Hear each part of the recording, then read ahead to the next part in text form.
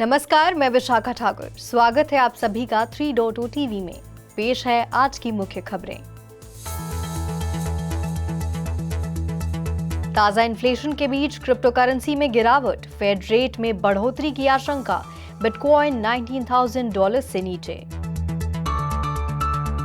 CEO मर्शंस्की के resign के बाद बैंकरप्ट क्रिप्टो लेंडर सेल्सियस को FTX के फाउंडर SBF द्वारा खरीदने की है संभावना। कार्डानो के वैसल हार्ड फोक का दूसरा सेट आज सफलतापूर्वक हुआ डिप्लॉय। MPCH ने नए क्रिप्टो सिक्योरिटी प्रोडक्ट के लिए जुटाए $40 मिलियन। सतबी ने डिजिटल ऑक्शन में MF हुसैन के वर्क को किया लॉन्च।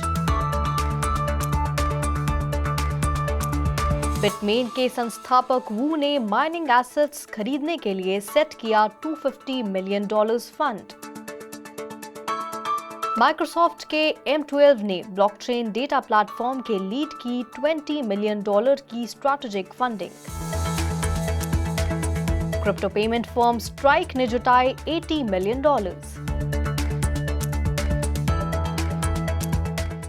फेड ऑफिशियल्स के कमेंट्स की एक सीरीज के बाद क्रिप्टो करेंसी में गिरावट देखने मिली, क्योंकि इन्वेस्टर्स ने प्रॉफिट बुक किया और इन्फ्लेशन की बड़ी चिंताओं और फेडरल रिजर्व पर ध्यान केंद्रित किया है।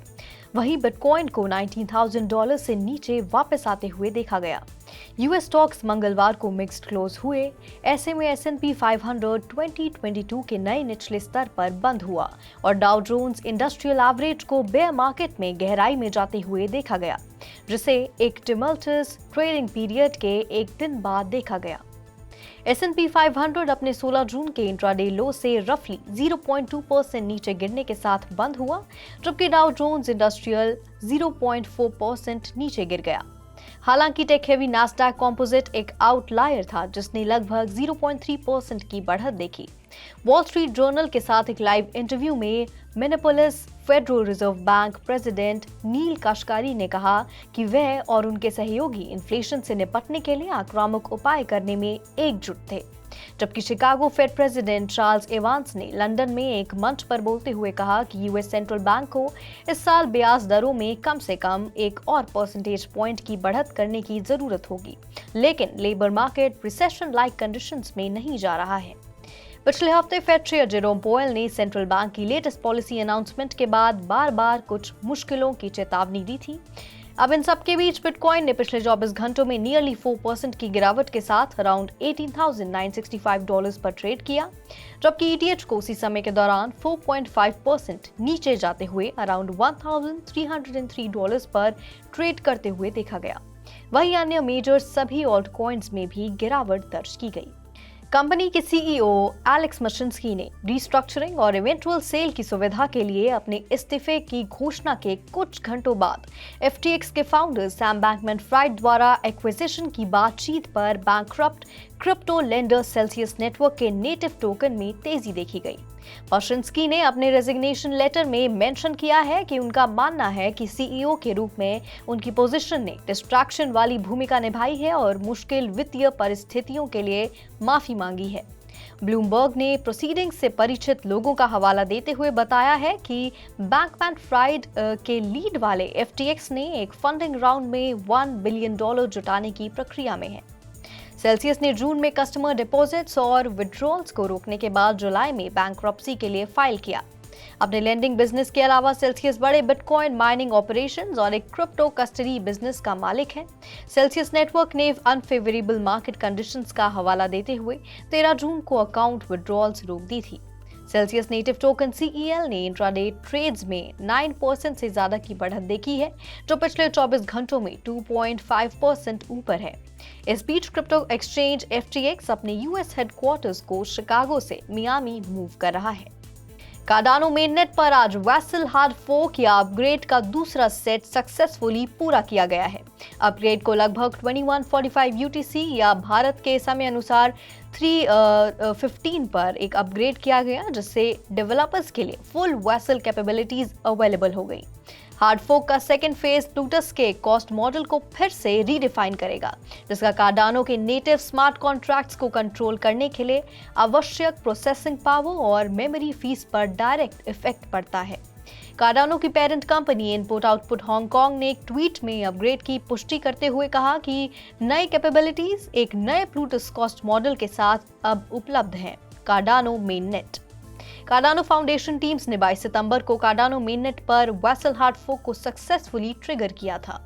MPCH लैब्स ने venture capital firm liberty city ventures के लीड में सीरीज ए राउंड में $40 मिलियन जुटाए हैं। ये फंडिंग तब आई है जब MPCH अपना पहला प्रोडक्ट फ्रैक्शन, एक कस्टमाइजेबल ऑपरेटिंग प्लेटफॉर्म लॉन्च करने की तैयारी कर रहा है, जो कई यूजर्स को डिजिटल एसेट्स, वॉलेट्स और वर्कफ्लोस को सुरक्षित रूप से प्रबंधित करने की अनुमति देगा। आपको बता दें, फंडिंग राउंड में दूसरे इन्वेस्टर्स में QCP Capital, Mantis VC, Human Capital, Global Coin Research, Ledger Prime, Finality Capital, Oak HCFT, Polygon Studios, Coin Stamp और अनिमोका का नाम शामिल है। ऑक्शन हाउस सतबी आर्टिस्ट मकबूल फिदा हुसैन द्वारा फरी की पेशकश करने के लिए NFT हेफ्टी आर्ट के लिए मार्केट प्लेस के साथ एक इंडियन आर्टिस्ट के वर्क की पहली डिजिटल ऑक्शन लॉन्च कर रहा है। कोलैबोरेशन में 2000 में हुसैन द्वारा बनाई गई फिजिकल पेंटिंग और अगले महीने मॉडर्न और कंटेम्प्ररी के साथ साथ वर्क की एक NFT होगी। लगभग $1,20,000 के एस्टिमेटेड वर्क्स को क्रिप्टो करेंसी का उपयोग करके सिंगल लॉट ऑनलाइन के रूप में बेचा जाएगा और लंदन के ऑक्शन हाउस में एक लाइव ऑक्शन के साथ बेचा जाएगा। क्रिप्टो बिलियनियर जिहान वू और बिटकॉइन माइनिंग रिग बिटमेन के फाउंडर माइनिंग कंपनी से डिस्ट्रेस्ड एसेट्स खरीदने के लिए $250 मिलियन का फंड सेट कर रहे हैं। जी हां, वू ने शुरू में अराउंड $50 मिलियन का इन्वेस्ट करने और बाहरी इन्वेस्टर्स से $200 मिलियन जुटाने की योजना बनाई थी, ताकि सस्ती मशीनें हासिल की जा सकें और उन्हें अपनी एक दूसरी कंपनी बिटडियर के माध्यम से चलाया जा सके। वू ने 2013 में बिटमेन की स्थापना की, लेकिन उन्होंने बिटडियर टेक्नोलॉजीज को चलाने के लिए इसके CEO के रूप में पद को छोड़ दिया था। स्पेस एंड टाइम, एक डिसेंट्रलाइज्ड डेटा प्लेटफॉर्म ने माइक्रोसॉफ्ट के वेंचर कैपिटल डिवीजन M12 के लीड में स्ट्रैटेजिक फंडिंग में $20 मिलियन को एक्वायर किया है। ये घोषणा साल के अंत से पहले डेटा प्लेटफॉर्म की अल्फा रिलीज से ठीक पहले आई है। बता दें कि 2 महीने बाद स्पेस एंड टाइम ने एक सीड राउंड में $10 मिलियन जुटाए हैं। Framework Ventures, HashKey, Foresight Ventures, 7X Ventures, Polygon, Blizzard the Avalanche fund, Hash capital और Coin DCX strategic seed funding round में दूसरे इन्वेस्टर्स में से थे। बिटकॉइन के लाइटनिंग नेटवर्क पर built Chicago based payment provider Strike ने 1031 के लीड में अपने लेटेस्ट फंडिंग राउंड में $80 मिलियन जुटाए हैं।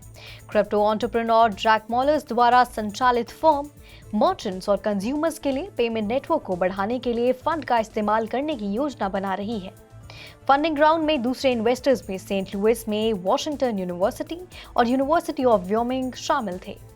लाइटनिंग नेटवर्क एक बिटकॉइन स्केलिंग प्रोडक्ट है जो मर्चेंट्स को लेगेसी बिटकॉइन चेन पर ब्लॉक कन्फर्मेशंस का इंतजार किए बिना पेमेंट्स एक्सेप्ट करने की अनुमति देता है। ब्लैक हॉक, NCR और शॉपिफाई के साथ कई बड़ी ई-कॉमर्स कंपनियां स्ट्राइक के ऐप का इस्तेमाल करती हैं। आज की खबरों में फिलहाल इतना ही। मैं विशाखा आपसे फिर मिलूंगी ऐसी ही ताजा अपडेट्स के साथ। तब तक के लिए देखते रहिए 3.0 TV।